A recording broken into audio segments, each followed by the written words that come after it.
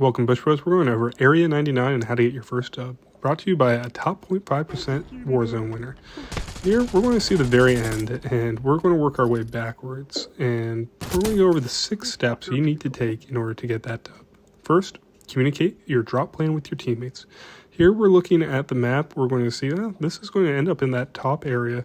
So let's look at what we can drop on. We're going to go for that elite contract that we have marked there, and we're dropping in now. You know how long I've been waiting for this? Woo, I'm about to make a name for myself here. But here, we're not going to make the best name for ourselves. We're actually going to get killed, but we see that we have our teammates here. They let us know we have someone on us, and they're going to get us, but because we're spread out, we're going to get to redeploy. Which brings us to our next point, get money. This is going to help you in a variety of ways. As you can see, we finished that contract. Now we're just trying to get the elite crate that drops with it, but you can see there are multiple people on us. We are in a fight. They're actually going to fall off the edge. So let's get that money. Money's going to help our force. But right now, we're just looking for money, looking to loot, and other people have the same idea. But that gives us another opportunity because we're going to kill them, get their money, and keep building those stacks. Which brings us to our third step, which is arguably the most important, survive. This middle of the game is the most fraught, where people will end up getting knocked out just because they're playing a little too aggressively or they're not paying attention. Here, we're spread out again, which gives us a little bit of leeway because if one of us gets wiped, then the others are still alive. Like, for example, here, we have 2 guys pushing over and we have 2 guys staying back. We're able to provide aerial support, give them shots, but you'll see a big mistake right here is they're going to communicate and say, hey, we got 1 down, help us out. And against our better judgment, we're going to push over. They say, oh, look, he's down. Actually, you can just finish him off. But what we don't expect here, and what we should have, though, is that there's going to be a third party. There's a third team who just came in, and look at that. We are almost wiped, which is where surviving comes into play. Only one of us pushed over, so the other was still safe in the middle of the circle, able to keep us going. This middle part of the game is just about surviving, letting the other teams wipe each other out. Don't get thirsty, don't push too much, just stay alive. Ooh. Safe to say that our luck has officially turned around, guys. We are back, baby. We are fucking back. We're back.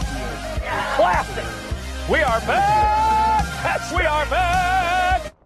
And now that we're back, that's where all this money comes into play. We're going to get our endgame gears, and we already have our loadout.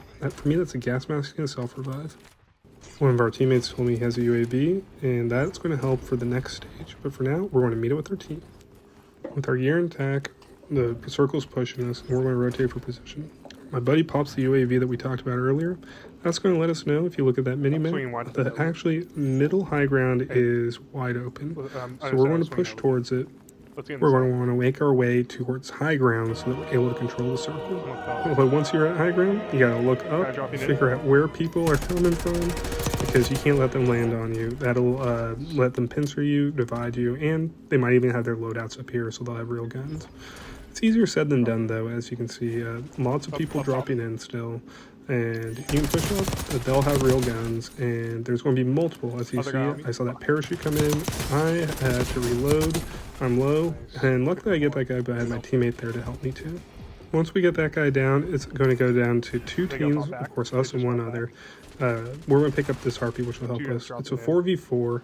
They're dropping in though, and that gives us the advantage. We're able to get 1 down there, pick up and throw this trophy, because why not get that heartbeat again, and we're going to figure out where these final 2 people are. And this is where patience, the final one of those 6 steps, comes in. As you can see, we have 1 guy down below, which is fine. He's going to push. We know where they are because of the heartbeat, and so 2 of us are going to remain up top just to shoot down. 1 of us is actually going to push over to establish position where the circle is moving. That other guy is down and just kind of pushing them because we know where they have to come to us. And so we can anticipate and actually throw some of these spring mines out because there's only so many ways for them to get out. And this is where that final tenet comes in, patience. We're not going to jump down there and push with our buddies. We're just going to play for I've been waiting for this. Oh boy, I've been waiting for this. They What's don't up? know where we are. Or if they do, they can't concentrate on us because they're focused on the people down below. We down him here. We're going to go for the execution. And this is what you saw at the beginning. Our buddy steals that kill from us. I can't believe it. He's going to snipe while we're executing into that final round. Man, that's messed up. This is a good opportunity to remind you to like and subscribe if you enjoyed the video.